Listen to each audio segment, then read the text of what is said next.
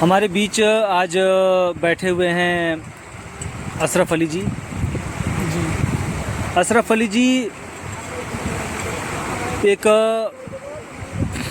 आप कहेंगे कि मतलब मजबूरी का ही शिकार हुए हैं, क्योंकि जब ये छोटे थे तो इनकी स्थिति वो नहीं थी कि ये पढ़ाई पढ़ पाएँ, या फिर इनके घर की स्थिति ऐसी नहीं थी कि इनके जो माता पिता हैं वो पढ़ाई बच्चे को पढ़ा पाए। और आज की जो स्थिति है वो आपके सामने है, लेकिन उसके बावजूद अशरफ अली जी ने हारना नहीं सीखा। अपने परिवार की आजीविका को बढ़ाने के लिए, अपने बच्चों को एक योग्य व्यक्ति बनाने के लिए ये संघर्षरत हैं, प्रयास कर रहे हैं। आप देख सकते हैं इनके हाथों में ये मिठाई है, जिसे इनकी भाषा में बम्बैया मिठाई कहते हैं, और बच्चे इसे बुढ़िया का बाल भी कहते हैं। और इसको बेचकर ये रोज़मर्रा की जो अपनी ज़रूरतें हैं उसे पूरा करते हैं। बच्चों की पढ़ाई लिखाई, उनके खाने पीने से लेके उनकी शिक्षा दीक्षा, सभी का खर्चा ये इसी के थ्रू उठाते हैं। हम इनसे चर्चा करेंगे और जानने की कोशिश करेंगे कि इनकी ये जो जर्नी है ये कब से शुरू हुई और इनको अब कितना संघर्ष करना पड़ रहा है, और क्या सरकार की तरफ से इनको कभी कोई मदद मिली। बताइए अशरफ जी। नहीं, आप इसके बारे में बताइए, कब से शुरू किए हैं काम आप? 10 से 11 साल हो गए। 10 से 11 साल हो गए हैं आपको काम करते। अच्छा, तो इतना बेच लेते हैं, कितना आपको फ़ायदा हो जाता है लगभग? वही मान के चलिए 300-400 रुपये। 300-400 रुपये का फ़ायदा हो जाता है। मतलब अगर हम 400 मान के चलें तो 9,000 रुपये इनको लमसम महीने पड़ते हैं। तो आप सोच सकते हैं कि इस महंगाई के समय में 9,000 रुपये की क्या मतलब वैल्यू है।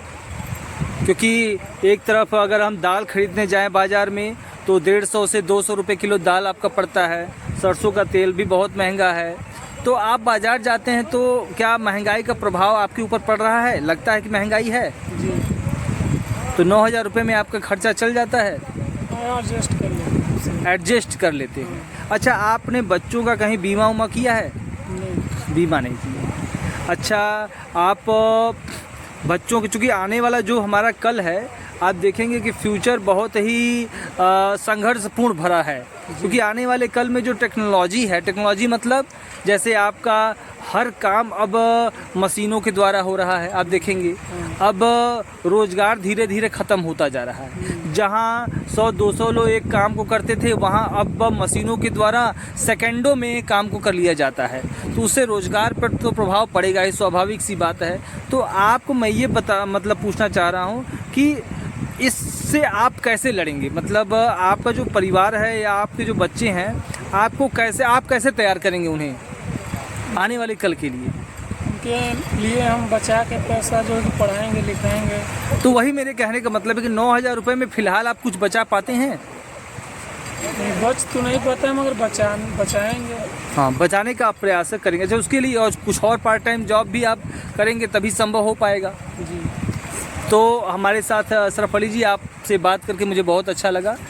तो आप को मेरी एक सलाह है, आप कम से कम यहाँ के जो जनप्रतिनिधि हैं, जैसे विधायक हैं, यहाँ के सांसद हैं, उनसे भी आप जाके अपनी बातों को रख सकते हैं। यहाँ के जो जिलाधिकारी महोदय हैं, उनसे भी जाके आप बात को रख सकते हैं और अपनी व्यथा को वहाँ सुना सकते हैं, और ये कोशिश कर सकते हैं कि सरकार के द्वारा अगर कोई सुविधाएं आती हैं तो वो आपको भी उसका लाभ मिले।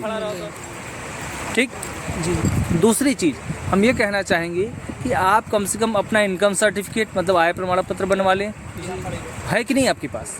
आय प्रमाण पत्र होगा सर। हाँ, तो अगर ना होगा तो बनवा लीजिए। अपना निवास प्रमाण पत्र बनवा लीजिए, जाति प्रमाण पत्र बनवा लीजिए, ताकि कभी भी अगर सरकारी कोई योजना आती है तो आपको लाभ मिल पाए। आप जाके वहाँ पे डीएम साहब के एक बार चले जाइए आप, ठीक है? संपर्क करें, संपर्क करने से ही कोई बात होगा। जी।